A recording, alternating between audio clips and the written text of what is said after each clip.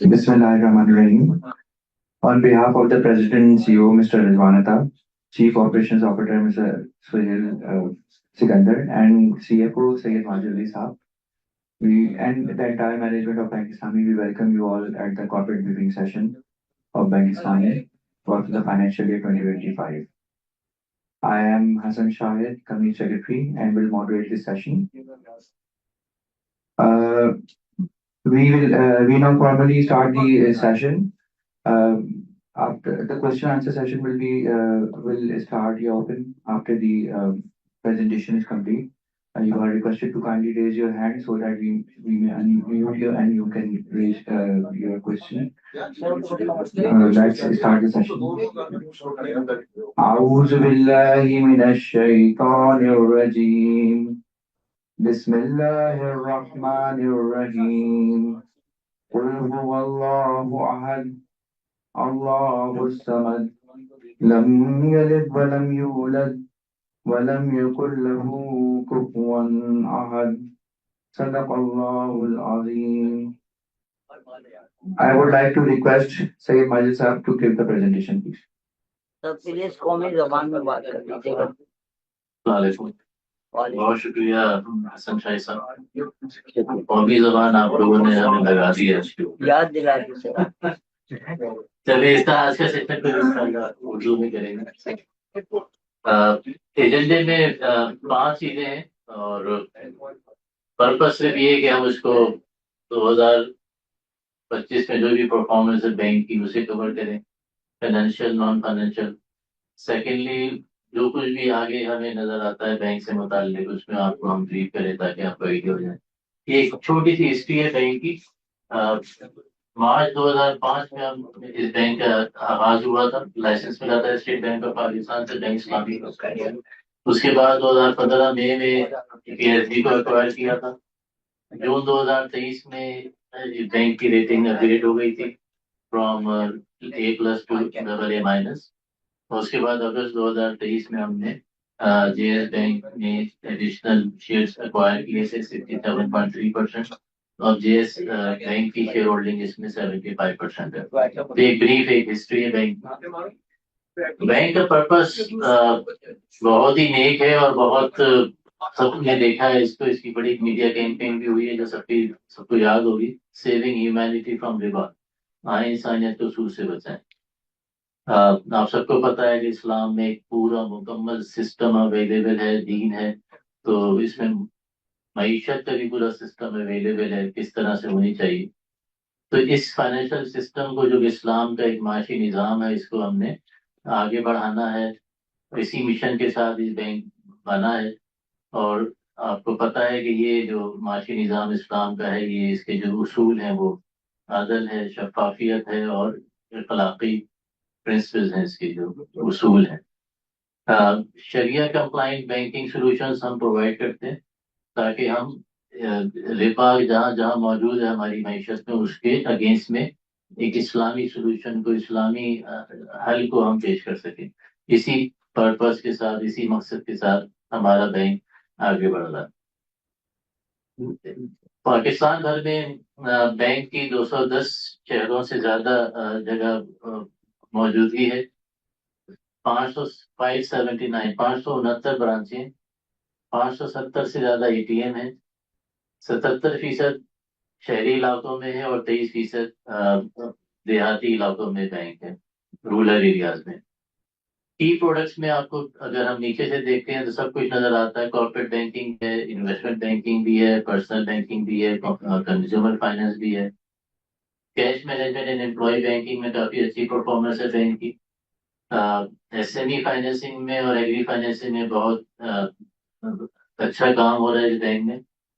Corporate banking में investment banking आपको नजर आएगा कि बहुत सारे प्लेयर्स मौजूद हैं मार्केट में, बड़े बैंक खासतौर से इसमें बहुत काम कर रहे हैं। लेकिन एग्री और एसएमई फाइनेंसिंग में बहुत कम बैंक कामयाबी हासिल करते हैं। बैंक इस्लामी ने इसमें काफी अच्छा इनका मौजूदगी है। उसके बाद एक डिजिटल का एक इनिशिएटिव शुरू किया गया है 2025 में। इस इनिशिएटिव का मकसद ये है कि बैंक में जितनी भी चीजें हैं उनको डिजिटलाइज किया जाए। दिस एक तरह से ये बैंक के अंदर एक बैंक है जो कि डिजिटल बैंक के कॉन्सेप्ट के ऊपर चल रहा है। इसका एक तो दोनों तरफ बेनिफिट आएंगे। सेल पॉइंट ऑफ व्यू से नया मार्केट सेगमेंट है जो कि इसके जरिए कैप्चर किया जा रहा है, और दूसरी तरफ इसके जरिए से हमारी ऑपरेटिंग कॉस्ट भी कम होगी। तो ये एक तरह से मुस्तकबिल में इन्वेस्टमेंट की जा रही है, जिसके रिजल्ट्स आना शुरू हो गए और इंशाल्लाह आगे जाएंगे तो और में ज्यादा मजीद नजर आएंगे। ये इस पे बात हो गई है, ये एक डिजिटल के ऊपर ही एक स्लाइड है। बहुत सारी प्रोडक्ट्स बैंक ऑफर कर रहा है। इन स्पेशलाइज्ड प्रोडक्ट्स में आपको हाउसिंग फाइनेंस से रिलेटेड मिलेंगी, हज और उम्रा के से रिलेटेड आपको प्रोडक्ट्स मिलेंगी, कंज्यूमर फाइनेंस से रिलेटेड सारी प्रोडक्ट हैं, तकाफुल की प्रोडक्ट हैं, खवातीन से रिलेटेड आसान अकाउंट है, अ, रात को प्रोवाइड सर्विसेज प्रोवाइड हो रही हैं, सेविंग अकाउंट हैं, रेमिटेंसेस के अकाउंट हैं, current account, term account, priority banking, digital payment, ये सब चीजें मस्कन जो हमारी हाउसिंग फाइनेंस की स्कीम है, ये सारी हर एरिया में प्रोडक्ट्स अवेलेबल है बैंक में, हर तरह के कस्टमर्स की रिक्वायरमेंट को मीट करने के लिए। 2025 में बैंक को जो अचीवमेंट्स है उनमें एक ये कि यूरो मनी की तरफ से बेस्ट इस्लामी बैंक का अवार्ड मिला है, जो कि एक बहुत बड़ी अचीवमेंट है। उसके बाद सीएफए सोसाइटी की तरफ से 2 अवार्ड मिले हैं, एक best bank of the year 2024 mid size bank category में ये अवार्ड मिला था, और दूसरा अवार्ड था best Islamic bank of the year 2024 runner up award था इसमें, जो बैंक को मिला था। तो ये 2 अचीवमेंट है। सीएफए सोसाइटी का बहुत नाम है, बहुत इनकी आपको पता है कि बहुत टफ क्राइटेरिया होता है जिसके ऊपर ये असेस करते हैं अवार्ड। तो इसके अलावा जो डिफरेंट अवार्ड है, एक बेस्ट कैंपेन अवार्ड मिला था जो हमारी सेविंग ह्यूमैनिटी फ्रॉम रिबा वाली कैंपेन थी, उसको पाकिस्तान डिजिटल अवार्ड की तरफ से। उसके बाद इक्वालिटी के ऊपर अवार्ड मिला, अ, जो कि स्टेट बैंक की तरफ से मिला था, स्टेट बैंक की रैंकिंग थी। उसके अलावा रिकग्निशन हमारी पीडब्ल्यूडी इंक्लूजन अवार्ड 2025 के जरिए हुई थी, और best trade and finance bank for 2024 वाली Asian bank and finance award मिला था। तो बैंक डिफरेंट एरियाज में 2025 में काफी अवार्ड ले चुका है। आईएफएन का अवार्ड 2024 बेस्ट बैंक का हमें इस साल मिला है, तो 2025 में रिसीव हुए। इसके अलावा water deal of the year का अवार्ड था, मार्टिन लो का अवार्ड था, और नया टर्म सिंडिकेट फाइनेंसिंग की हमने फाइनेंसिंग की है। मार्टिन लो की भी फाइनेंसिंग की थी, उसकी एक यहाँ पे यादगार है। गोइंग फॉरवर्ड एक बहुत अहम काम जो बैंक में हो रहा है कि बैंक का हेड ऑफिस के लिए एक बिल्डिंग खरीद ली गई है। ग्रे स्ट्रक्चर है फिलहाल, और इसके ऊपर काम हो रहा है, 3 साल लगेंगे तकरीबन ये कंप्लीट होगा। तो हमारे बैंक का एक 32 स्टोरी बिल्डिंग होगी जो कि बैंक की पहचान होगी। इसका पर्पज ये है कि सारे जितने भी हेड ऑफिस के फंक्शंस हैं, डिफरेंट सेंट्रलाइज फंक्शंस हैं, वो सब एक ही बिल्डिंग में हो ताकि एफिशिएंसी में इजाफा हो। ये कहाँ होगा सर, ये बैंक हेड ये ऑफिस? ये उसके थोड़ा पास ही है जहाँ पे डॉल्फिन मॉल का ऑफिस है हमारा, हाँ उससे हाँ, थोड़ा सा आगे बीच फ्रंट पे ही है, समंदर के किनारे ही है। ठीक है सर। इसके अलावा अप्रोच में जो हमारी है कि टेक्नोलॉजी का इस्तेमाल काफी ज्यादा करना, और ये हमने किया भी है कि बायोमेट्रिक एटीएम सबसे पहले यहाँ पे आए थे। वन टच है, उसके बाद एक डिजिटल के प्लेटफॉर्म के जरिए बहुत सी चीज़ों को, ऑपरेशनल प्रोसेसेस को, सीएस फंक्शंस को डिफरेंट मार्केट सेगमेंट्स में हम लेके जा रहे हैं तो डिजिटल चैनल्स। ये कुछ हमारे इनिशिएटिव थे जो 2025 में हमने लिए थे, क्योंकि हम ये कहते हैं कि सेविंग ह्यूमैनिटी फ्रॉम रिवर, तो हम सिर्फ एम्प्लॉयज को शरिया अवेयरनेस नहीं देते, बल्कि हम कस्टमर्स को भी देते हैं और पब्लिक एट लार्ज को भी हम अवेयरनेस देते हैं। इसके अलावा हमने बैंक इस्लामी ने एक्सचेंज कंपनी इनकॉर्पोरेट की है 2025 में, एक मेजर अचीवमेंट थी कि हमने अपना कोर बैंकिंग सिस्टम अपग्रेड किया आई मॉल को। इसके अलावा एज आई मेंशन हमने ये बिल्डिंग एक्वायर की है और एक डिजिटल की एप्लीकेशन की लॉन्च हमने 2025 में की है। तो ये कुछ इनिशिएटिव हैं जो 2025 में लिए थे। की फाइनेंशियल हाइलाइट्स में आप देखेंगे कि बैंक का प्रॉफिट कम हुआ है, 11.8 से कम होकर इस साल 6 बिलियन हो गया। लेकिन अगर आप तो पता होगा कि 2023-24 एक्सेप्शनल ईयर से for the banking industry, interest rates policy rate बहुत ज्यादा थे, इसकी वजह से एबनॉर्मल प्रॉफिट्स इंडस्ट्री में हुए थे। तो अगर सही कंपैरिजन आपको देखना है तो 2022 से कंपेयर करें, 2022 में 4.4 का प्रॉफिट था, 6 हो गया, तो तकरीबन 3 सालों में 50% की ग्रोथ है, जो कि एक अच्छी साइन है। रिटर्न ऑन इक्विटी 6 बिलियन के ऊपर भी 14.1% है, विच इज वे अबव जिसको रिस्क फ्री रिटर्न कहते हैं उससे ज्यादा। डिविडेंड पे आउट आपको नजर आ रहा है कि 2.75 रुपीज पर शेयर। तो बैंक डिविडेंड पे आउट में कंसिस्टेंट है। प्रॉफिट में रिडक्शन आई है, लेकिन उसके बावजूद डिविडेंड पे आउट में उन्होंने रिडक्शन नहीं की है। नंबर ऑफ ब्रांचेस 569 हो गई है, 380 थी। तो बैंक ब्रांच नेटवर्क को एक्सपैंड कर रहा है। तकरीबन 190 के करीब ब्रांचें खोली गई हैं पिछले 3 सालों में। और बैंक इसको लिए अवेयर कि जब तक ब्रांच नेटवर्क बड़ा इंपॉर्टेंट रोल प्ले करता है बैंक की तरक्की के लिए आगे।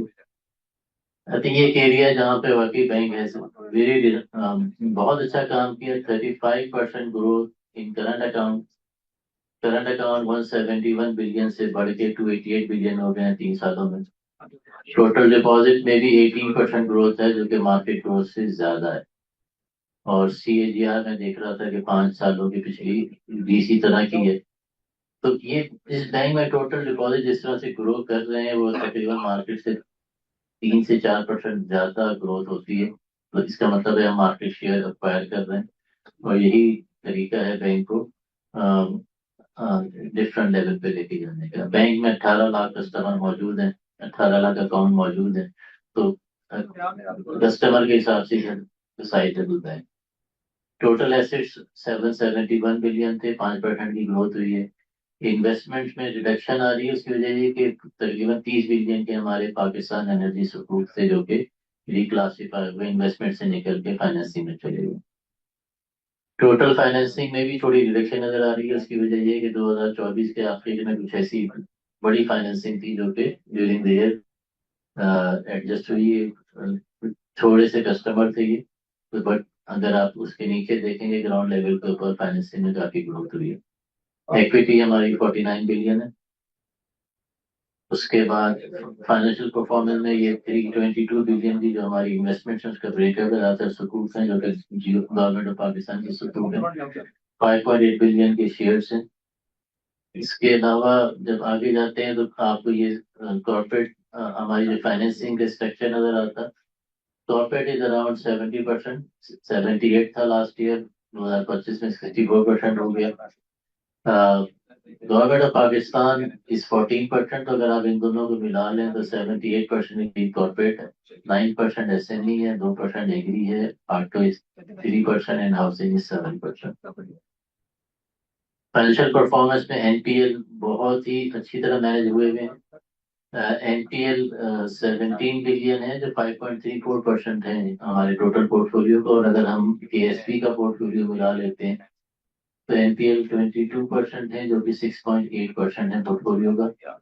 प्रोविजन की कवरेज बहुत अच्छी है, 94% एंड 95%। और अगर आप IFRS के हिसाब से स्टेज 1 की और स्टेज 2 की प्रोविजन भी इसमें ऐड करते हैं तो मोर देन 100%, 113% की प्रोविजन की कवरेज है। तो बैंक NPL के हिसाब से बहुत अच्छी तरह से फुली प्रोवाइडेड है। इसके अलावा डिपॉजिट में आप देख रहे हैं 288 बिलियन के डिपॉजिट हैं, जो 213 बिलियन थे। 44% कंपोजिशन है करंट अकाउंट की। ये मैं करंट अकाउंट की बात कर रहा था। 35% ग्रोथ है करंट अकाउंट में एक साल में, 25 to 24 अगर आप देखते हैं। टोटल डिपॉजिट में ग्रोथ 18% की है, कासा में ग्रोथ 28% की है और करंट अकाउंट में ग्रोथ 35% की है। तो आपको अंदाजा हो रहा है कि बैंक का फोकस कहाँ पे है। बैंक का फोकस करंट अकाउंट पे है और करंट के साथ थोड़ा बहुत सेविंग अकाउंट जो कि कोर डिपॉजिट है, रैक रेट के ऊपर आता है।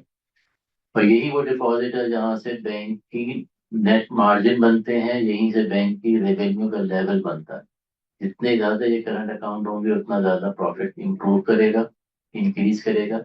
तो बैंक की सर्वाइवल इसी में है और बैंक का फोकस इसी में, और इसमें बैंक बहुत अच्छा काम कर रहा है। ये कुछ एनालिसिस है। आपको नजर आ रहा है कि 10 बिलियन से रिडक्शन हुई है स्प्रेड्स में इस साल। उसकी रीजन ये थी कि पॉलिसी रेट में रिडक्शन हुई है, तकरीबन आधा हो गया। इसको हमने कोशिश की थी कि अपनी नॉन फंडेड इनकम से उसको ठीक करें, ऑफसेट करें। Gain on sale of securities 3.4 billion नजर आ रहा है, जो मेनली इसमें सेल ऑफ गवर्नमेंट सिक्योरिटीज है। जब इंटरेस्ट रेट नीचे आते हैं तो कैपिटल गेन बन जाते हैं आपके अच्छी इन्वेस्टमेंट के ऊपर, तो वो कुछ रियलाइज किए थे। उसके अलावा जो सबसे हौसला अफजा बात नजर आ रही है वो फी एंड कमीशन इनकम है, जिसमें विच इज स्प्रेड बहुत ज्यादा रेवेन्यू लाइन से इसमें जहाँ से आ रही है, मेनली कार्ड बिजनेस से आ रही है। उसके अलावा ट्रेड रिलेटेड कमीशन इनकम में भी इजाफा हुआ है। और जो ब्रांचें खुली हैं उसकी वजह से ब्रांचों में जो ट्रैफिक आता है कस्टमर्स का, उससे जो रेवेन्यू जनरेट होती है उसमें भी इजाफा हुआ। एक्सपेंसेस ज्यादा है, उसकी वजह ये है कि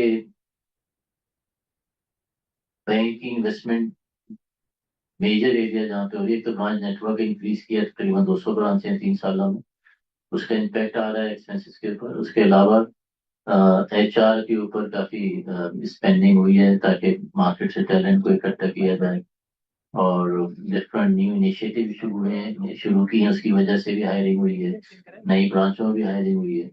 उसके बाद टेक्नोलॉजी प्लेटफॉर्म को क्योंकि एनहांस कर रहे हैं, इम्प्रूव कर रहे हैं ताकि कस्टमर सर्विस में इजाफा हो और कॉस्ट ऑफ डूइंग बिजनेस कम हो जाए, उसकी वजह से भी उनका इफेक्ट आ रहा है। बट ये जितने एक्सपेंसेस हैं ये उनको देखा गया कि फ्यूचर में इनकी वजह से इंशाल्लाह आपको नजर आएगा कि रेवेन्यू जनरेशन हो रही है। प्रोविजंस में आपको नजर आ रहा है कि 632 की रिडक्शन है, रिकवरी ज्यादा है। एक तो लास्ट ईयर प्रोविजन थोड़ी ज्यादा हुई थी, एग्रीटेक की प्रोविजन थी, PIA की फेयर वैल्यू लॉस की वजह से IFRS 9 की इंट्रोडक्शन हुई थी, उसकी वजह से। और इस साल थोड़ा ECL का इम्पैक्ट रिकवरीज की वजह से IFRS 9 में प्रोविजन की रिवर्सल आई। टैक्सेशन नॉर्मल रेट के ऊपर ही है, थोड़ा ज्यादा है उसकी वजह ये जो सुपर टैक्स का इम्पैक्ट आया था जजमेंट के बाद, वो बुक हुआ था तकरीबन 500 मिलियन सुपर टैक्स की बुकिंग है। Otherwise provision is as per income tax law. Balance sheet में जो मेजर वेरिएशन नजर आ रहे हैं, इन्वेस्टमेंट में आपको 22 बिलियन की रिडक्शन नजर आ रही है। वो मैंने बताया था पाकिस्तान एनर्जी सुकूक की रिक्लासिफिकेशन हुई है। ड्यू टू FI में नजर आ रहा है 73 बिलियन की रिडक्शन है। बोरिंग हुई थी at the end of the last year. ये चीजें होती हैं जो बिल्कुल साल के आखिर में होती हैं, लिक्विडिटी मैनेजमेंट के लिए होती हैं। तो नॉर्मल लेवल बहुत ज्यादा थी 87 बिलियन की, जो कि अब नॉर्मल लेवल पे आ गई। डिपॉजिट में आप देख रहे हैं इस मेजर अचीवमेंट कि बैंक इस्लामी ने एक साल में 100 बिलियन से ज्यादा डिपॉजिट इकट्ठा किया, जिसमें से तकरीबन 75 billion core current account level का डिपॉजिट है। तो ये वो चीज है जो बैंक की मुस्तकबिल में आने वाली अ, जो आमदनी के लेवल हैं वो यहाँ से नजर आते हैं आप। उसके बाद डिफरेंट रेशियोज हैं। Net spread to profit improve हुआ है, बिकॉज जब आपकी रेवेन्यू की बेस कम हो जाती है तो स्प्रेड की जब रेवेन्यू पे रख के देखते हैं तो स्प्रेड अच्छे नजर आते हैं। स्प्रेड में जब हम मार्जिन देखते हैं, मार्जिन में थोड़ी रिडक्शन हुई है, लेकिन net spread to profit earn में जब हम देखते हैं तो उसमें आपको इम्प्रूवमेंट नजर आएगी। कॉस्ट टू इनकम रेशो में इंक्रीज हो गया है, और उसकी वजह यह है कि रेवेन्यू कम हुई है पॉलिसी रेट कम होने की वजह से। तो ये रेशो जरा खराब हुआ है, इसीलिए एडमिन एक्सपेंसेस पर ब्रांच 55 है, 42 से इंक्रीज हो गए हैं, क्योंकि 25 ब्रांचें थोड़ी कम थी तो खुली हैं, बट खर्चे बढ़े हैं थोड़े। और पुरानी ब्रांचों का भी इफेक्ट आ रहा है जो खुली गई थी 2024 में और 23 में। ROE रिड्यूस हुआ है, प्रॉफिटेबिलिटी रिड्यूस हो गई है, इसी तरह return on tier one capital भी कम हुआ है, return on earning asset on average asset सब में रिडक्शन नजर आ रही है। कैपिटल एडिक्वेसी रेशियो कम हुआ है, उसकी रीजन है कि कुछ स्टेट बैंक से फंडिंग थी जो कि वापस हो गई है, जो कि एलिजिबल थी फॉर टियर टू कैपिटल। इसके अलावा सिग्निफिकेंट इंक्रीज है हमारे क्रेडिट रिस्क में इंक्रीज हुए हैं हमारे लोन्स, उसकी वजह से उसका इम्पैक्ट कैपिटल पे आया। कुछ फिक्स एसेट की इन्वेस्टमेंट का भी इफेक्ट इसमें आया। बट कैपिटल अभी भी जो रेगुलेटरी रिक्वायरमेंट 11.5% है उससे बहुत ज्यादा है, तो कंफर्टेबल पोजीशन में बैठे। इनफैक्ट जो 24% का कैपिटल एडिक्वेसी रेशियो था वो ठीक नहीं था, उसे कम होना चाहिए था for efficiency purpose. Deposit performance improve हुए हैं, इन्फेक्शन रेशियो रिड्यूस हुआ है और कवरेज रेशियो हमारा फर्दर इम्प्रूव हुआ है। एडवांसेस टू डिपॉजिट रेशियो थोड़ा कम हुआ है, उसकी रीजन ये कि डिपॉजिट की ग्रोथ काफी सिग्निफिकेंट रही, 100 बिलियन से ज्यादा डिपॉजिट जमा किया। उसके बाद डिजिटल स्टेट्स में अगर आप देखते हैं हमारे पास 7 लाख करीब डेबिट कार्ड्स हैं, मोबाइल एप्लीकेशन की यूजर 5.5 लाख 4.5 लाख के करीब है। डिजिटल ट्रांजेक्शन में इजाफा नजर आ रहा है आपको, 37% की ग्रोथ थी, 25% की ग्रोथ है, तो 55 मिलियन डिजिटल ट्रांजेक्शन हो रही। तो सब तो ये इफेक्ट्स नजर आ रहे हैं डिजिटलाइजेशन के, और वन टाइम इन्वेस्टमेंट होती है, उसके बेनिफिट कस्टमर्स को भी होते हैं और हमारी भी कॉस्ट सेविंग होती है। CSR पे हमारा कमिटमेंट है, बैंक स्पेंड करता है। चैरिटी फंड जहाँ पे लेट पेमेंट चार्जेस आते हैं उसमें 98 मिलियन की डिस्बर्समेंट वहां से हुई है, ये कस्टमर से लेके हुई है डेफिनेटली। उसके अलावा इस्लामिक खैर अकाउंट करंट अकाउंट है, जिसमें अगर कोई कस्टमर हमारे साथ इस स्कीम में करंट अकाउंट मेंटेन करता है अपनी तरफ से 1% of the average deposit balance charity में देता है, तो कस्टमर को पता होता है कि अगर इस अकाउंट में इस स्कीम में आएंगे तो बैंक ये चैरिटी करेगा। तो इसके साथ बैंक ने 2025 में 150 मिलियन के करीब चैरिटी की। गोइंग फॉरवर्ड जो एरिया ऑफ फोकस है बैंक के, नेचुरली ब्रांच एक्सपेंशन होगी। गोइंग फॉरवर्ड मैं आगे 3 से 5 सालों की बात कर रहा हूँ, कंटिन्यू करेंगे, क्योंकि हमने देखा है एनालिसिस के जरिए कि बैंक की ग्रोथ में और ब्रांच नेटवर्क की ग्रोथ में एक कनेक्शन होता है, और बैंक का बिजनेस ही डिपॉजिट ग्रो करना है, डिपॉजिट मोबिलाइज करना है, यहीं से ग्रोथ, यही ग्रोथ इंजन है बैंक का, उसके लिए ब्रांच की खोलनी होती है। बट डिपॉजिट में हमारा फोकस करंट अकाउंट में, ताकि हमारे मार्जिन ज्यादा रहें। डिपॉजिट बेस ओवरऑल ग्रो करेगी, लेकिन करंट अकाउंट पे फोकस ज्यादा नजर आएगा, जैसे 2025 में नजर आया आपको। एक डिजिटल एप्लीकेशन अभी शुरू हुई है, इसके ऊपर और आपको नजर आएंगे इनिशिएटिव्स, और इसमें हम नए मार्केट सेगमेंट को भी खोल रहे हैं, और ये हमारे करंट सेटअप को भी सपोर्ट कर रहे हैं। डिजिटल फुटप्रिंट ATM के जरिए और मोबाइल एप्लीकेशन के जरिए आपको नजर आएगा कि उसमें डिफरेंट फीचर्स को इंट्रोड्यूस किया जाएगा। उसके बाद फाइनेंसिंग पोर्टफोलियो इसी तरह बढ़ेगा, कैश मैनेजमेंट एम्प्लॉय बैंकिंग में काम हो रहा है, PRI स्कीम्स के ऊपर भी नए नए एंगेजमेंट हो रही है, ताकि उसमें हम कैप्चर करें अपना शेयर, और ये सब कुछ बिजनेस पे फोकस रेगुलेटरी कंप्लायंस को देखते हुए हो रहा है, तो वो which is foremost. Customer service going forward जो फोकस होगा वो ब्रांचेस को मैक्सिमाइज करना है। ब्रांच एक सेल एंड सर्विस सेंटर है, और उसको दोनों तरफ हमने ऑप्टिमम लेवल पे लेके जाना है, सेल्स में भी और सर्विस में। ये हमारी डिजिटल प्रेजेंस है, और दिस इज इस तरह से आप हमसे कांटेक्ट कर सकते हैं किसी भी वक्त। तो मेरी तरफ से ये सब कवर कर लिए प्रेजेंटेशन मैंने, किसी कोई सवाल हो तो अवेलेबल।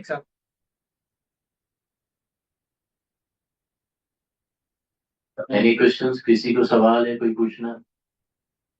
ऑनलाइन पार्टिसिपेंट्स की तरफ से कोई क्वेश्चन है तो प्लीज आप हैंड रेज कीजिए। तो ये ब्रांचेस जो आप खोलते हैं तो बेस क्या देख के खोलते हैं कि वहाँ पर आपको लॉस के इम्कान भी होते होंगे? ब्रांचों में देखें, ब्रांच जब जब खोलते आप हैं बोलते हैं ना ब्रांच, पहले तो स्टेट बैंक से जब अप्रूवल लेते हैं, स्टेट बैंक उसमें कुछ मैंडेटरी रिक्वायरमेंट, इतनी रूरल एरियाज में होंगी, उसने 4 कैटेगरीज बना दी है, 1 2 3 4। तो एक तो आपको उस कंपोजिशन को देखना पड़ता है कि आपको अनडेवलप्ड एरिया में तो ब्रांच खोलनी है, सेमी डेवलप्ड एरिया। उसके अलावा जाहिर है प्रोसेस होता है, अगर आपने 10 ब्रांचें खोलनी है तो हमारा तो नेटवर्क सब जगह फैला हुआ है ना, हर जगह पे सीनियर मैनेजमेंट बैठी है, तो उन्हें कहा जाता है कि आप बताइए आपके एरिया में कहाँ कहाँ खोली जा सकती है ब्रांचें और वहां पे कितना बिजनेस आ सकता है। तो फिर मुझे जमा करके जब देखते हैं कि वो कौन, अगर आपने 10 ब्रांचें खोली हैं तो कौन पूरे पाकिस्तान से कहाँ कहाँ आपको नजर आ रहा है कि सबसे अच्छी जगह कौन सी होगी ब्रांच खोलने की, उसको देखते हैं। उसके अलावा कभी ऐसा होता है कि हमें खुद पहले से पता होता है कि कहाँ पे गैप्स हैं। आपको पता है ना, मरदान में अगर तंबाकू पैदा होता है तो उसकी एक सप्लाई होती है जो कि सीमेंट। इसी तरह अगर आप सिट्रस की देखते हैं तो सिट्रस कहीं पे उगता है, उसके बाद बिकता कहीं पे, तो एक कैश का फ्लो होता है पूरे पाकिस्तान में, नजर आता है कि यहाँ पे जनरेशन होती है, यहाँ पे उसकी मिडिल मार्केट होती है, यहाँ पे तो कहीं पे नजर आता है, इनको पहले से पता होता है कि हमें अगली ब्रांच यहाँ खोलनी है, क्योंकि इस ब्रांच में जो डिपॉजिट जितना भी फ्लो आता है वो यहाँ से आता है, तो यहाँ पे हम नहीं हैं। तो हम पीछे चले जाते हैं कि जहां से फ्लो आ रहा है वहां भी हम हो, ताकि वहां भी हमारा बैंक हो, यहाँ भी हमारा बैंक हो, सही और पैसा बैंक से बाहर ना निकले। तो बहुत सारे फैक्टर्स को देखा जाता है, उसके बाद ये ब्रांचें खुलती है। जिसके पीछे पूरी एक डिपार्टमेंट होता है ब्रांच बैंक का जो काम कर रहा होता ये सर ब्रांच खोलने के बाद जो है फौरी प्रॉफिट देना शुरू कर देती है, उसमें कुछ टाइम लगता है? है। तो आमतौर पे 2 साल का पीरियड लगता है। 2 साल लगता 2 साल में वो ब्रांच लॉस से बाहर निकल आती है है? अच्छा, और प्रॉफिट, मंथली प्रॉफिट आना शुरू हो जाता ठीक है। आपने बहुत अच्छा बताया है। कमल, बताया आपने, पूछना ही नहीं पड़ा ज्यादा। ग्रोथ सिक्योरिटीज की तरफ से कुछ क्वेश्चन है। जी। हेलो अस्सलाम वालेकुम। वालेकुम अस्सलाम। हेलो अस्सलाम वालेकुम, मेरी आवाज़ आ रही है? जी आप प्लीज बताइए।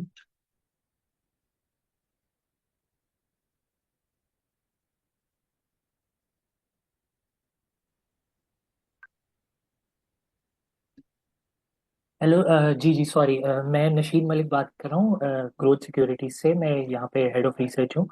जी थैंक यू आपका इतनी डिटेल प्रेजेंटेशन देने के लिए। और सबसे पहले यही कि मैं आपको मुबारक देना चाहूँगा कि आप लोगों ने रिसेंटली सीएफए और यूरो मनी के अवार्ड्स जीते हैं। तो मैं, मेरा पहला सवाल यही होगा कि करंटली आप लोगों का क्या सर्विस क्वालिटी या यूनिक सेलिंग पॉइंट है जिसकी वजह से आप लोगों की एक तो डिपॉजिट ग्रोथ भी अच्छी हो रही है अबव इंडस्ट्री एवरेज, और जो है अवार्ड्स वगैरह भी माशाल्लाह से आप लोगों ने एक्वायर किए हैं। तो आप लोग की इस टाइम पे क्या यूनिक सेलिंग पॉइंट है जो ये अचीवमेंट्स हेल्प कर अचीवमेंट्स अचीव करने में हेल्प कर रहा है? दूसरा ये कि गोइंग फॉरवर्ड हम डिपॉजिट ग्रोथ कहाँ पे एक्सपेक्ट कर सकते हैं, और क्या एक्सपेक्टेशन है मैनेजमेंट की गोइंग फॉरवर्ड डिपॉजिट ग्रोथ को लेके? और ये अगर आप थोड़ा सा बता दें कि अगर पॉलिसी रेट बढ़ना स्टार्ट होता है, जिसके अब इन्फ्लेशन की ट्रेजेक्टरी देखते हुए जिसके चांसेस लग रहे हैं, तो कंपनी का सिंस मेजॉरिटी पोर्टफोलियो फ्लोटर में नज़र आ रहा था जो आपने अपनी फिगर से दिखाया, तो कितना एडवांटेज होगा पर 100 बेसिस पॉइंट्स इंक्रीज बैंक को? और जो है जी बेसिकली मेरी यही सवाल थे। Thank you.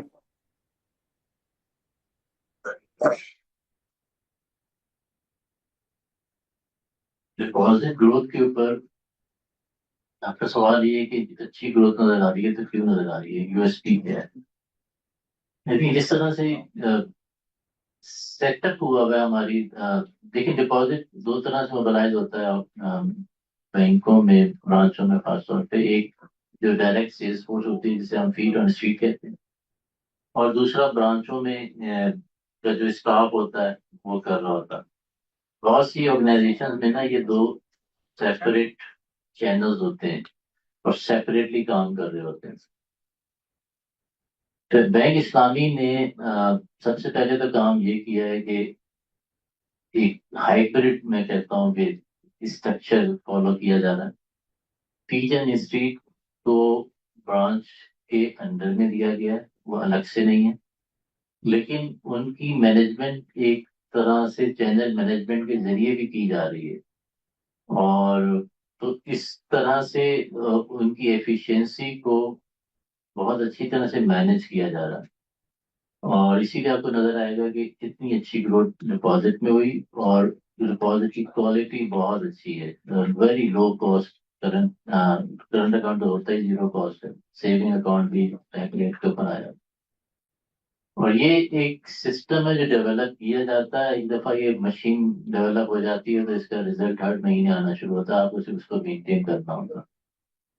तो ये मैं देख रहा हूँ कई महीनों से उसमें एक स्टेबिलिटी आ गई है, एक प्रोसेस डेवलप हो गया है। और उसके बाद एक इसमें इम्पोर्टेंट चीज होती है कि आपकी इंटरवेंशन, आपको इस फील्ड को मोटिवेटेड रखना पड़ता है, और उसके लिए आपको देखना पड़ता है कि कौन से लीवर्स का इस्तेमाल करना है। जो कंपनसेशन का या कमीशन का स्ट्रक्चर होता है वो गाइड करता है कि हमने अपनी टीम को किस तरफ लेके जाना है। तो ये एक चीज ऐसी है जो कि जिसको हम सेल्स सिस्टम कहते हैं, सेल्स प्रोसेस कहते हैं, ये इस बैंक में स्टैब्लिश हो गया। और एक तरह स्टैब्लिश हो जाता तो उसको फर्दर इम्प्रूव करना होता है, एक बेस बन जाती है। तो ये आपको आइंदा भी नजर आएगा गोइंग फॉरवर्ड कि जो हमारा लेवल हमने अचीव कर लिया है डिपॉजिट मोबिलाइजेशन का, तो आपको 2025 में नजर आ रहा है कि 75 बिलियन करंट अकाउंट आया। आपको इससे बेहतर ही नजर आएगा गोइंग फॉरवर्ड एज वेल। और जो दूसरा आपका सवाल था कि अ, हमारा यस पोर्टफोलियो ज्यादातर 15% हमारा सिर्फ फिक्स्ड है, 85% हमारा वेरिएबल पोर्टफोलियो है। उसकी भी ज्यादातर रिप्राइसिंग हमको नजर आती है कि अप्रैल के महीने में हो जाएगी। तो अभी जो रिसेंटली मार्केट में रेट इंक्रीज हुई है उसका बेनिफिट हमें फौरन मिल जाएगा। तो वो एक पॉजिटिव चीज होगी हमारे रेवेन्यू के लिए 2026 में। और क्योंकि हमारा ज्यादातर पोर्टफोलियो वेरिएबल पोर्टफोलियो, तो अगर कंपैरिजन में दूसरे बैंकों से देखते हैं तो मेरा ख्याल है हमें उस तरह के लॉसेस नहीं होंगे जो कि बहुत से बैंकों को होंगे, क्योंकि उन्होंने लॉन्ग टर्म पोजीशन ली हुई थी और अब उनकी फंडिंग कॉस्ट काफी ज्यादा हो जाएगी। तीसरी चीज आपने कहा था कि जो 1% की अगर चेंज आती है रेट में तो उसका इम्पैक्ट कितना पड़ता है। तो एनुअल बेसिस एनुअल बेसिस पे two two two point 2.5 billion, ये ग्रॉस रेवेन्यू की बात हो रही है, नेट स्प्रेड्स की बात है। नेट स्प्रेड्स की बात हो रही है, 2 to 2.5 बिलियन की आती है। अ, ये इस फिगर को मैं जरा देख लूंगा, क्योंकि और अगर आप अपनी चीजें शेयर कर लेंगे तो हम आपको ये फिगर कंपेयर कर देंगे। मैं इसको कमिट नहीं कर रहा हूँ। अ, इसके अलावा कोई सवाल है किसी जी चैट बॉक्स पे कुछ क्वेश्चन आए हैं। एक क्वेश्चन था break down the portfolio yields, तो वो आपने बता दी है। तो उसके बाद टॉरस सिक्योरिटीज की तरफ से क्वेश्चन है, kindly share next year targets for deposit growth, advances growth and branches. Also please share the optimum number of branches the bank is targeting to achieve in the years ahead. Targets. तो देखिए आपको historically नजर आ गया है कि हमने CAGR भी हमारी 18% थी। तो वो तो एक मिनिमम बेंचमार्क बन जाता है ना कि हमने अपने CAGR को तो मैनेज करना है। उसके बाद आपको कंपोजिशन भी नजर आ गई कि 75 billion out of 100 billion current account है या कासा है। तो आपको वो डायरेक्शन भी नजर आ गई है। उसी को आप एक्स्ट्रापोलेट कर लें तो आपको नजर आ जाएगी कि टारगेट क्या होंगे। टारगेट जो ब्रांचों को दिए जाएंगे उससे ज्यादा ही होंगे डेफिनेटली। और इसके अलावा दूसरा सवाल क्या था हसन? इसमें दूसरा क्वेश्चन था कि also please share the optimum number of एक तो ब्रांचेस का हो गया, फिर डिपॉजिट्स एडवांसेस की growth. Optimum number of branches देखें, आपको नजर आएगा मीजान की बहुत सारी ब्रांचें हैं, एचडीएफ की बहुत सारी ब्रांचें, बट हमें ये याद रखना चाहिए कि उन लोगों ने उस वक्त की ब्रांचें खोली थी जब टीयर्स नहीं बनी हुई। उन्होंने अगर 10 ब्रांचें खोल ली हैं, 50 ब्रांचें खोल ली हैं, तो उनकी मर्जी थी कहाँ खोल लें। रूरल एरिया में नहीं जाते थे, अर्बन एरिया में। अब जो ब्रांचें खुलती हैं उनमें आपको टीयर 1 की ब्रांचें, टीयर 2 की ब्रांचें तो प्रॉफिटेबल होती हैं गोइंग फॉरवर्ड, बट टीयर 3 4 में बड़ा मुश्किल होता है प्रॉफिट लाना। तो ब्रांच नेटवर्क एक्सपेंशन को बहुत दो एंगल से देखना पड़ेगा कि कितना होना चाहिए। और दूसरा ये भी देखना पड़ेगा हमें जो इस वक्त काम हो रहा है कि जब टीयर 3 4 में जाते हैं तो फिर वहां पे ब्रांच ओपनिंग का सेटअप ऐसा हो कि जहाँ पे हम उसे मिनिमाइज कर सकें लॉसेस को अपने। और इसके ऊपर अब जब अगले साल की स्ट्रैटेजी बनेगी तो उसके बाद डिटेल काम होगा कि कितना नेटवर्क होना चाहिए। बट एक ऑर्गेनाइजेशन की एक कैपेसिटी होती है ब्रांचें खोलने की। अगर आप एक साल में 200 ब्रांचें खोलने की कोशिश करेंगे तो शायद वो पॉसिबल ही नहीं होगा, गलत ब्रांचें खोलेंगी। मेरा ख्याल है this is sort of a moving target. किसी जमाने में कहते थे कि 500 ब्रांचें बहुत होती हैं, जब 500 ब्रांचें खुल जाती हैं तो आप कहते हैं नहीं 1000 होनी चाहिए, क्योंकि the banking industry, the way the banking industry is growing basically, सारी रेशियोज भी एक जमाने में डिपॉजिट पर ब्रांच क्या था, बिलियन होगा तो अच्छा है। अरे दो के दो तो 2.5 बिलियन के डिपॉजिट पर ब्रांच हो गया, ब्रांच ही भी उनकी ह्यूज है। तो this is something which is ever changing. But मेरा ख्याल है कि हमें अपनी कंपटीशन को देखते हुए ब्रांचेस ज्यादा खोलनी होगी गोइंग फॉरवर्ड। 2026 हमारा कंसोलिडेशन का ईयर है क्योंकि हमने तकरीबन 200 ब्रांचें 3 सालों में खोली हैं। उनको उनका जेस्टेशन टाइम होता है, उसके बाद जब उनकी प्रॉफिटेबिलिटी आना शुरू होगी तो फिर फर्दर इन्वेस्टमेंट करेंगे। तो हमें बड़ा केयरफुली करना है कि आपको रिटर्न भी अच्छा देना है, शेयर प्राइस को भी देखना है। इतनी ज्यादा इन्वेस्टमेंट एक साथ ना कर दें कि आपकी प्रॉफिटेबिलिटी हर्ट हो जाए और फिर दूसरी चीजों में प्रॉब्लम हो। तो ये एक नंबर है जो कि which will keep changing, but 60-70 ब्रांचें आपको नजर आएगा इंशाल्लाह खुलती ही 2026 में नहीं बल्कि गोइंग फॉरवर्ड एवरी ईयर इंशाल्लाह। उस्मान जफर साहब की तरफ से क्वेश्चन है, any plan of Islamic credit card under Tabarruk or Musawama?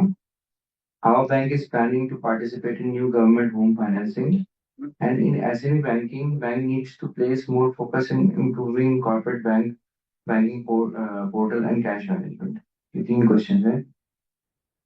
Home financing, एक क्रेडिट कार्ड पहले तो देखें, जो क्रेडिट कार्ड है उसमें एक ही कार्ड है बैंक इस्लामिक वर्ल्ड में होता है, और वो जो फैसल बैंक का है।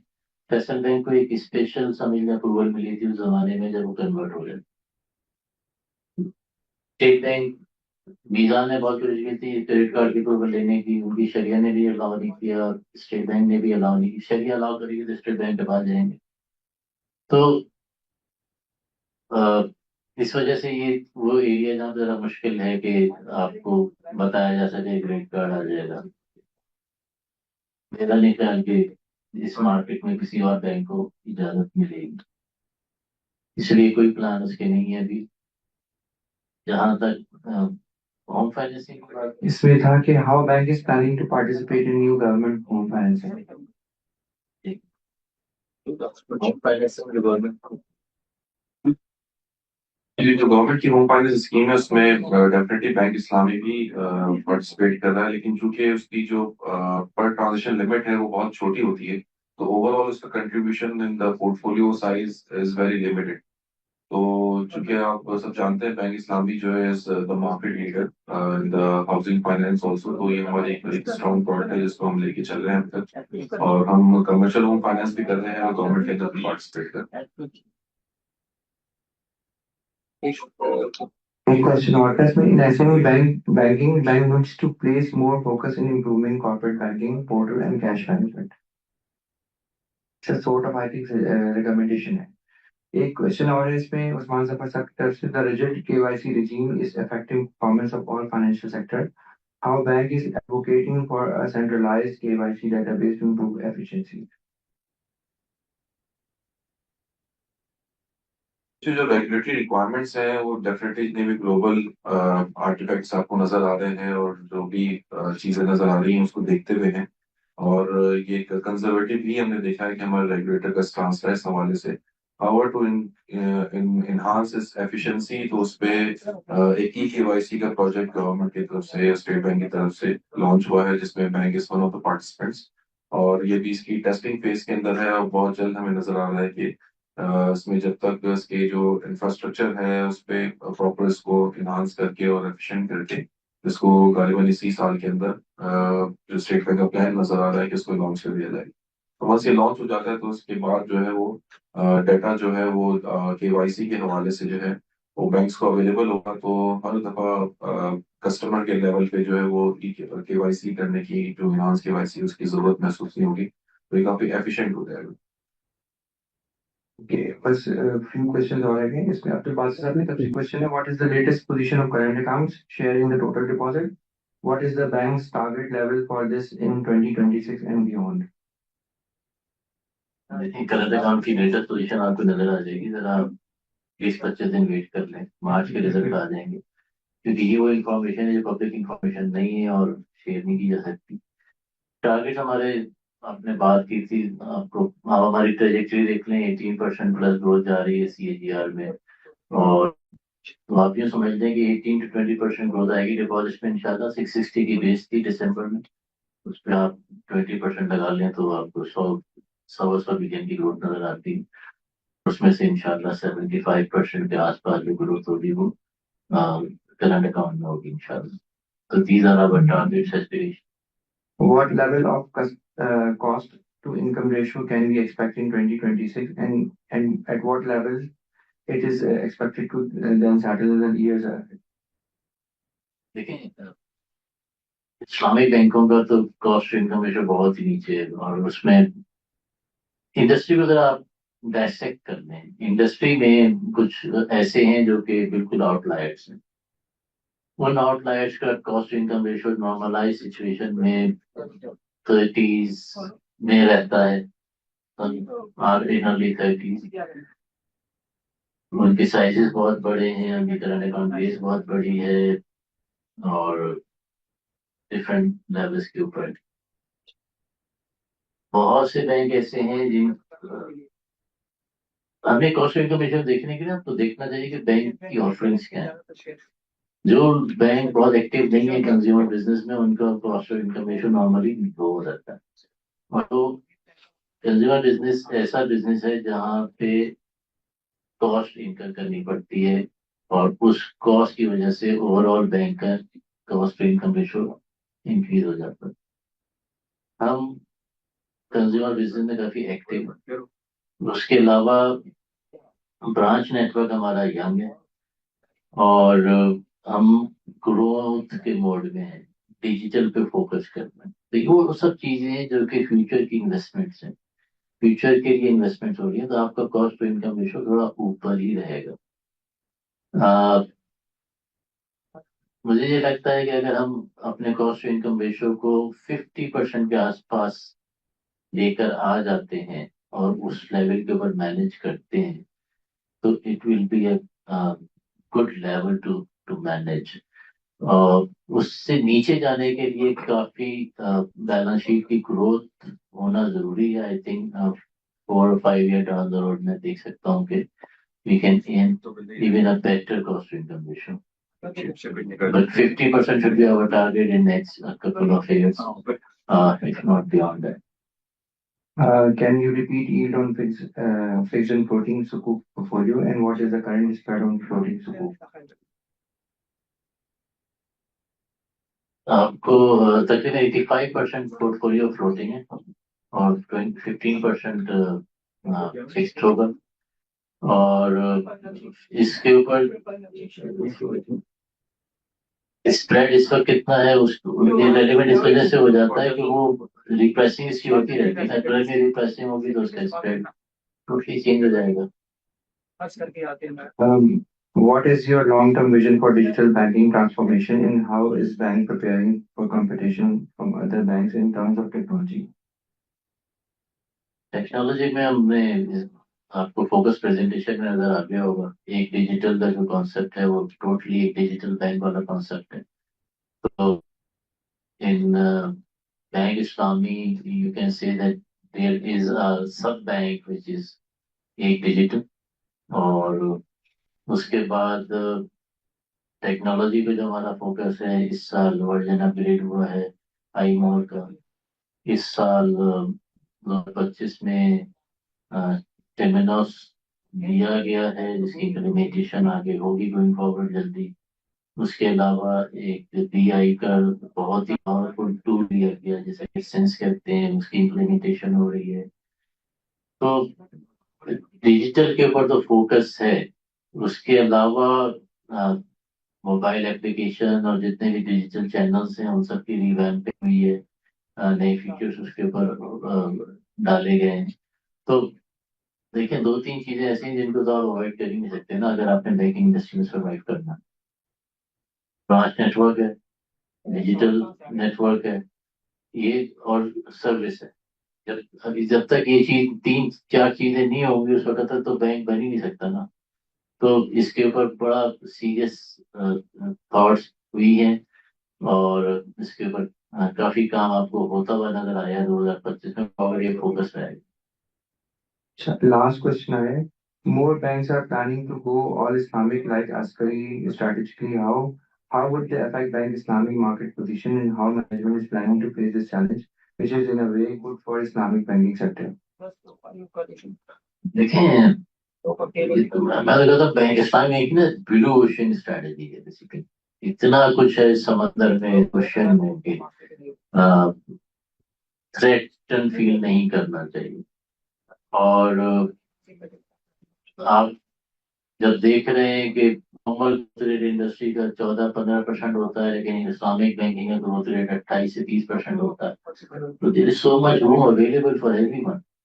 और आज अगर कोई बैंक कोशिश करता है करने की कन्वर्जन की, तो 5 साल लगते हैं, 4 साल लगते हैं कन्वर्जन के लिए, तो काफी टाइम है।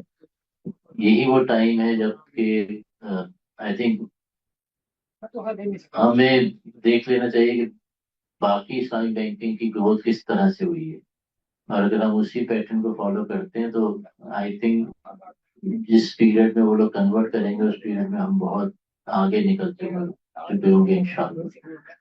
तो वो मैं उसे थ्रेट तो नहीं कहता हूँ, क्योंकि size of the cake is too big, everybody can eat from it.